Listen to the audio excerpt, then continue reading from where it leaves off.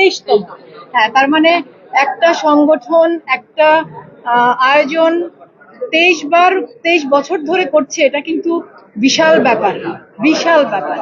তো আমার অভিনন্দন সিজেবি, মানে সিনে জার্নালিস্ট, সাংবাদিকতার সাথে যারা যুক্ত তাদের সবার প্রতি, এই সংগঠনের সাথে যারা যুক্ত তাদের সবার প্রতি, এবং এই আয়োজনে আমি প্রথমবারের মতো মনোনয়ন পেয়েছি।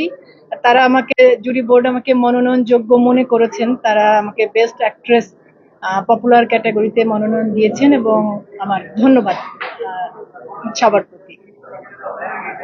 আর কিছু কথা বলেন আমাদের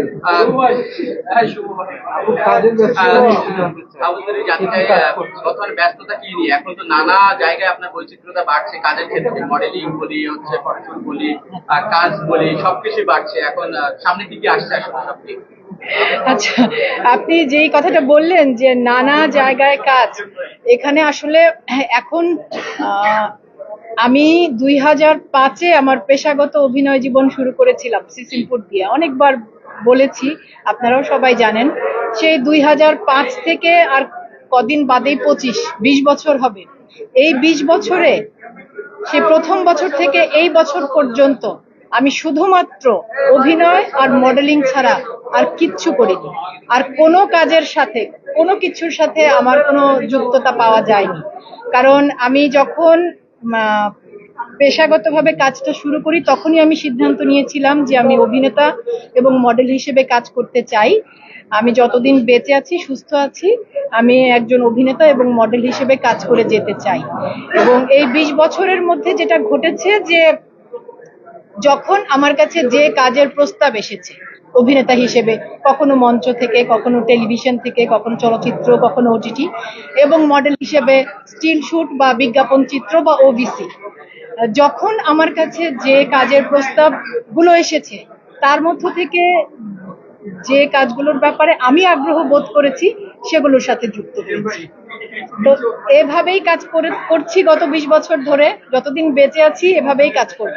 তবে এটা খুব দারুণ ব্যাপার যে আমার প্রথম কাজ সিসিমপুর, সেই কাজ থেকে শুরু করে এই 20 বছরের আমার বিভিন্ন সময়ের বিভিন্ন কাজের প্রতি, আমার প্রথম বিজ্ঞাপন চিত্র অমিতাভ রেজা চৌধুরীর গ্রামীণ ফোন, তারপরে আরেকটি বিজ্ঞাপন চিত্রে কাজ করেছিলাম আফজাল হোসেনের touch Bangla bank mobile banking, প্রথম সিনেমা তৌকির আহমেদের হালদা, তাজিদুল আওয়ালের ছিটকিনি, প্রথম ওটিটির কাজ আশফাক নিপুণের কষ্টনীর ওয়েব ফিল্ম।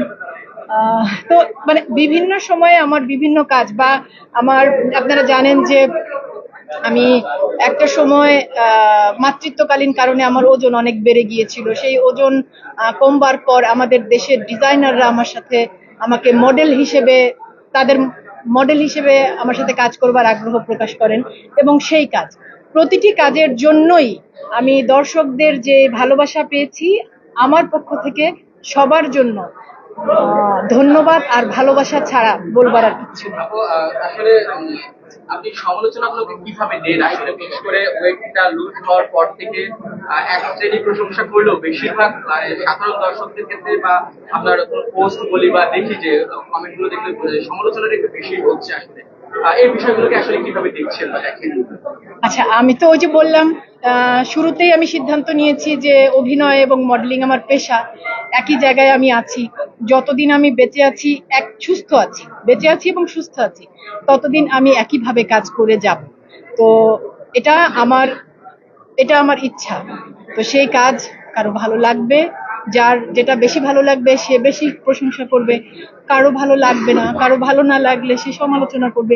এটাই স্বাভাবিক, কাজ থাকলে প্রশংসা থাকবে, সমালোচনা থাকবে, দুটোই থাকবে, সবারই থাকে, এটাই নিয়ম। যদি একটু বলি যে যে কাজগুলো আপনি করছেন আসলে এগুলো দেশের বাইরে বা আমাদের পার্শ্ববর্তী ভারতে যখন করে কোনো আর্টিস্ট, সেগুলো প্রশংসিত হয়, আমাদের দেশের মানুষজনই সেগুলো প্রশংসা করে বা অনেক কমেন্টস করে। আসলে সেম কাজগুলো যখন আমাদের দেশের আর্টিস্টরা করতে যায় আসলে সমালোচিত হয়। এই বিষয়টাকে এই 20 বছরের ক্যারিয়ারে বা এই অভিজ্ঞতাকে কিভাবে বিশ্লেষণ করবে? এটা না আসলে একটু কিছু জায়গায় আমাদের মানে কি বলবো আমি, যে ব্রিজ এখনো তৈরি হয়নি। যেমন আমাদের ইন্ডাস্ট্রিতে র্যাম্প মডেলিং ফ্যাশন শো বলে একটা সেক্টর আছে এবং আপনারা জানেন র্যাম্প মডেল, যারা র্যাম্প মডেল হিসেবে কাজ করে তারা বিভিন্ন রকমের মানে আমাদের ইস্টার্ন পোশাক, ওয়েস্টার্ন পোশাক, সব রকমের পোশাক পরে, কিন্তু সোশ্যাল মিডিয়া না থাকবার কারণে এগুলো সাধারণ মানুষরা ওভাবে জানতে পেতেন না যে ঢাকায় র্যাম্প শো গুলোতে মডেলরা কেমন পোশাক পরে বা ডিজাইনাররা কেমন পোশাক ডিজাইন করে।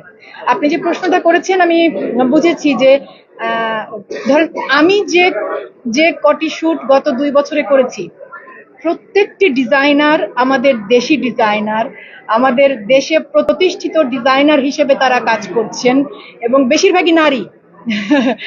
নাজিয়া হাসান, সাফিয়া সাথী, সামিনা সারা, তাসমিত আফিয়াত আর্নি, সানায়া চৌধুরী, যে কজনের নাম বললাম আমি গত 2 বছরে এই কজন ডিজাইনারের হয়ে কাজ করেছি, তারা প্রত্যেকে নারী, আমার থেকে বয়সে ছোট। আমার তো এটা দারুণ লাগে যে আমাদের দেশের ডিজাইনাররা বিশ্বমানের ডিজাইনারদের মতো পোশাক আশাক তৈরি করেন এবং এই শহরে তাদের পোশাকের একটা বিশাল শ্রেণী আছে, গ্রাহক শ্রেণী।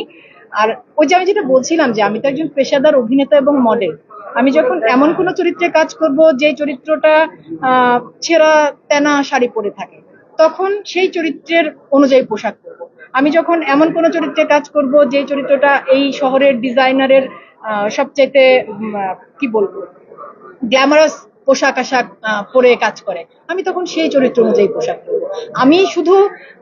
আমি শুধু কি বলবো, মানে আমাকে দিয়ে দেখতে পাওয়া যাচ্ছে যে একটা দেশে, আমি এটা এই জন্য বললাম এই ডিজাইনার গুলো এই দেশের ডিজাইনার, তাদের হাউস এই শহরে প্রতিষ্ঠিত, তাদের কাস্টমার এই শহরে আছে, তাদের পোশাক এই শহরের মানুষ পরে।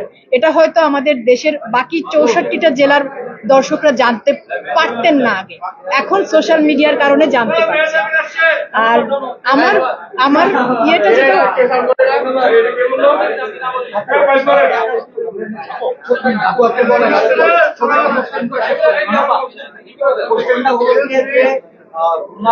অভিনয় দক্ষতা যতখানি মনে করেন যে সেই পরিমাণ সমাদৃত তিনি হয়েছেন?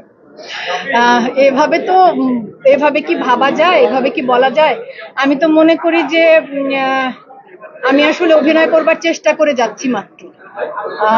সমাদৃত হওয়া না হওয়া এই সব বিষয়গুলোই আপেক্ষিক। আমার কাছে যেটা গুরুত্বপূর্ণ সেটা হচ্ছে আমি আমার কাজটা ঠিক মতো করবার চেষ্টা করছি কিনা, ওটুকু আমার হাতে। তারপরে বাদবাকিটুকু সমাদৃত হওয়া, প্রশংসিত হওয়া সব অন্যদের হাতে। যেটা অন্যদের হাতে ওটা নিয়ে আমি ভেবে সময় নষ্ট করতে চাই না, যেটা আমার হাতে আমি ওটাতে মন দিতে চাই। Thank you. হ্যাঁ, আপনারাও দোয়া করবেন। আর আরেকটা মজার বিষয় হচ্ছে আজকে সিজেবি আমাকে তারা প্রথমবারের মতো বেস্ট অ্যাক্ট্রেস পপুলার ক্যাটাগরিতে তারা আমাকে মনোনয়নযোগ্য মনে করেছে এবং আমার সাথে আরো মনোনয়ন পেয়েছে ফারিন এবং তিশা। ফারিনের ব্যাপারটা আমি বিশেষভাবে বলতে চাই যে ও আমার পরের প্রজন্মের অভিনেত্রী, খুব ভালো কাজ করছে। তিনজনকে আমার অভিনন্দন এবং দুজনের জন্যই আমার শুভকামনা। Thank you.